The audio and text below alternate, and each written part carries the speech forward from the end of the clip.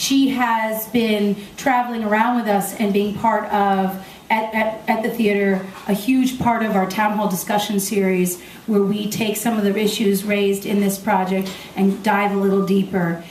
She has taught us a tremendous amount about what military culture is, and she has opened doors for us so we can find people that we can talk to and find other stories that we think are important and valid and need to be heard. I just want to give Miosha a minute for her to tell you about what the experience of seeing women at war up at Rivendell was like.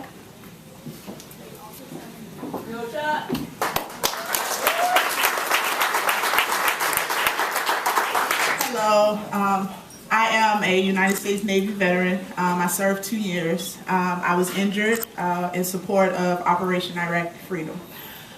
Subsequently retired due to my injuries. Took a year to learn how to walk again. When doctors said I'll never learn how to walk, they put my face back together, and just a lot of other things that go along with your service sometimes. But that's not so much the story that I hold dear. My story in the play is the good mother, talking about how I had to leave my 6-month-old to deploy, and when I came back, she didn't know who I was. And then the next time I had to leave her, I came back and I was injured, and she was afraid of me due to my injuries, and how that affected my relationship with my daughter even to this day. A lot of people don't understand that even when you take off the uniform, the uniform still affects your life, and also the lives of those who love you, your family, your friends. And too often those stories aren't told. I guess I was a successful transition on paper because I came home, I went to school, I was valedictorian, I had a job, and I was dealing with my disability. But something in me still was unsettled. And I had a story to tell. One, I was afraid to say it. One, I didn't know how to say it. And that's when Rivendell Theater Ensemble stepped into my life. It started off with me just taking my students to have a conversation, and then I wound up talking the most. I truly believe each time I tell my story, there's healing for me. I am on this journey to recovery, and Rivendell Theater Ensemble and this production, Women in War, have been a part of that healing. I guess the biggest takeaway I want you to know is that this is not entertainment. This is not just a bunch of stories made up and put together for enjoyment. This is education. This is my life. Every time you see this play, it's like you're having a conversation with me. Too often people thank us for our service, but you never ask us the details of our service. You never share in that burden by listening to our stories. Every time you go see this play, every time you have a conversation with me, you share that burden with me. So the load is lighter for me, that I can reestablish bonds with my now 12-year-old daughter, that I can be proud to say and self-identify as a female veteran who served. And you as civilians can better understand me. This is why this play is so important. This play, and I don't even think Tara or Megan truly understand how they saved my life. I could have been one of those 22 who commit suicide because no one listens. And then a part of you don't know how to tell the story. Tara and Megan took the time to ask those questions that we didn't even know people were interested in knowing, because it's just, oh, thank you for your service. And then you continue on with your lives while we're stuck stagnant in between two worlds that we're never going to fit in anymore. Once you're a veteran, you're no longer active duty and you're not quite a civilian. You're just sort of stuck in limbo. It's important for this play to tour because, one, there's over 200,000 female, self-identified female veterans in the United States. And there's over 50,000 in Illinois. Who's helping the other 150,000? Who's hearing their stories? Who's making the connections and bridging gaps between civilians and veterans in the rest of the states? this play needs to move beyond Illinois. This play needs to save lives in other states like they saved my life. And that's not cheesy or cliche or I'm just saying something. Literally, Rivendell has become my family. And the biggest lesson we learned in the military is that your family is not necessarily blood.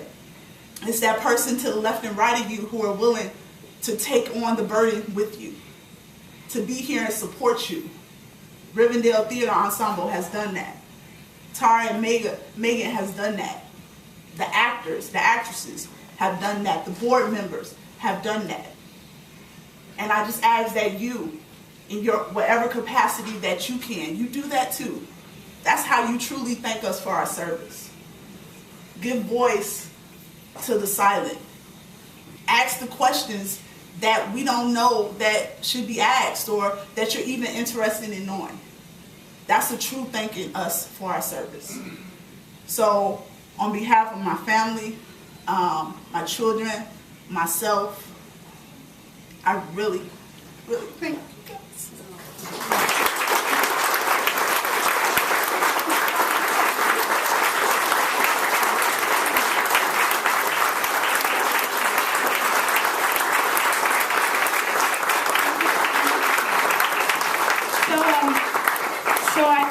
I want to just let you know that the next step for Women at War is we need to tour it.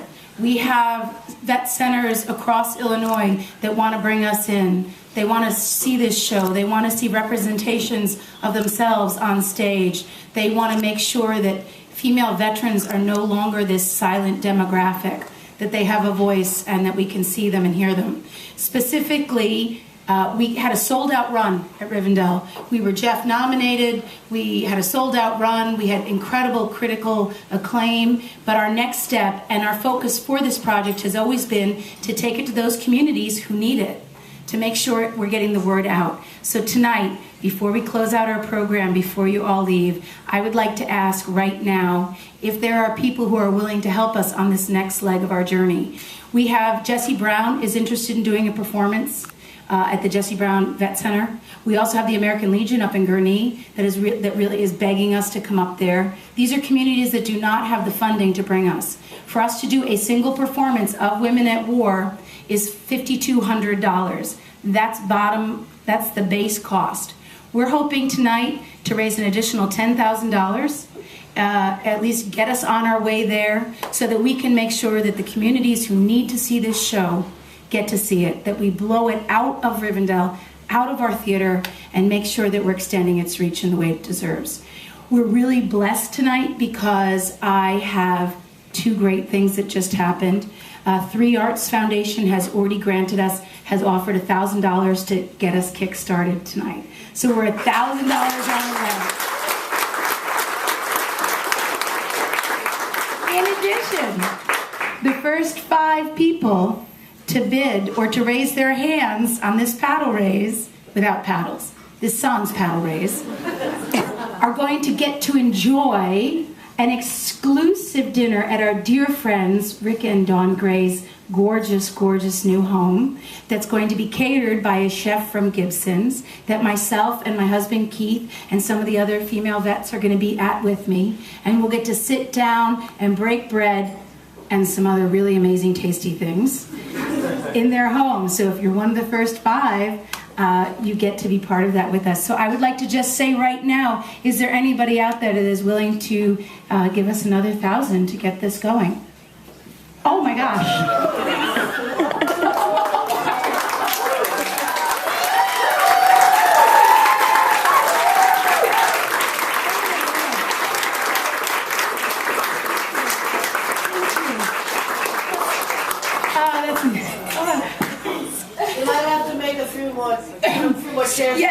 Yes, okay, that's okay. That's okay. Is anybody willing to do 500? Is anybody willing to donate $500? Thank you, Jean Noir. Yes. John, yes. Well, where's Willa? Amy Fahey, who you know from the Goodman Board, couldn't be here tonight, but she wanted to donate, her and her husband wanted to donate $500 in honor. Thank you.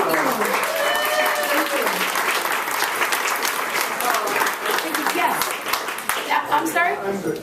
Yes, great, thank you, thank you. Is there anybody else? 500.